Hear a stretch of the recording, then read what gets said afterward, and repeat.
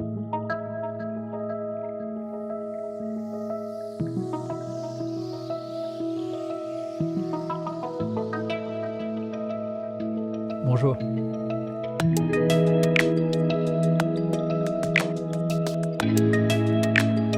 Je m'appelle Stanislas Lyonnais, je suis généticien, clinicien et scientifique, formé en pédiatrie et j'exerce la génétique hospitalo-universitaire à Necker Enfants Malades depuis de nombreuses années dans le service de médecine génomique des maladies rares. Je suis aussi aujourd'hui directeur de l'Institut des maladies génétiques qui s'appelle Imagine, qui est un institut hospitalo-universitaire.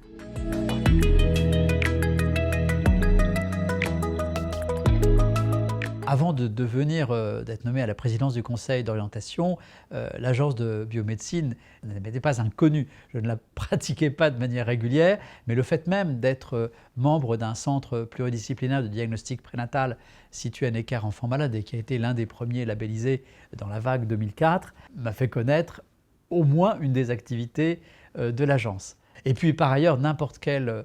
praticien hospitalier ou même de ville se doit de connaître l'agence de biomédecine comme une agence indépendante,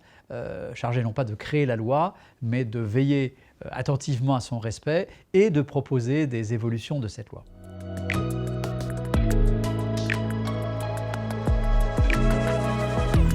Le conseil d'orientation de l'agence de biomédecine est composé de 31 personnes nommées par les ministres, je crois, conjointement de la santé et de l'enseignement supérieur et de la recherche, et qui a pour mission de seconder la direction générale de l'agence dans l'évaluation et l'accompagnement des missions de l'agence, et en particulier vis-à-vis des patients, les personnes qui vont devoir bénéficier, qui peuvent et qui souhaitent bénéficier de ce que l'agence met en place en termes de transplantation, de greffe, de procréation médicalement assistée, de génétique aussi. Et donc le conseil a à la fois une activité d'évaluation, d'autorisation, de labellisation de certains centres, de certaines activités nationales qui sont présentées par des rapports de la direction générale de l'agence et que le conseil évalue et valide, mais aussi une mission prospective à partir de saisines qui peuvent être le plus souvent le fait de la direction générale elle-même, qui va demander au conseil, lui proposer une mission, d'accomplir une mission d'exploration, de proposition d'un nouveau dispositif, d'adaptation à une innovation technologique. Une autosaisie du conseil qui peut de lui-même dire « nous avons envie de travailler dans ce domaine parce que nous pensons qu'il manque une pierre à l'édifice ». Et puis plus rarement, je crois, de saisine par des autorités administratives, tutélaires, institutionnelles ou politiques.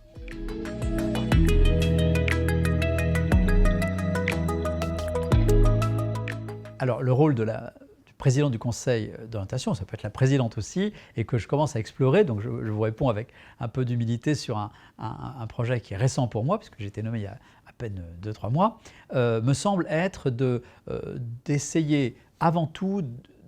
d'assurer une écoute et une prise de parole, une sorte d'animation d'un conseil d'une trentaine de personnes d'horizons très différentes et qui doivent pouvoir exprimer sur des sujets d'innovation technologique, d'innovation scientifique, des sujets réglementaires, des sujets légaux, éthiques, déontologiques aussi, leurs différentes opinions. Et d'arriver à, non pas une synthèse, ce serait ambitieux, mais au moins une parole concertée qui représente ces différentes tendances, ces différentes opinions, et donc de s'assurer que le conseil puisse aider la direction générale à répondre à des questions d'innovation technologique, des questions d'adaptation à la loi ou de volonté d'adaptation de la loi réglementaire dans les domaines très variés qui justifient les représentations complémentaires du conseil d'orientation.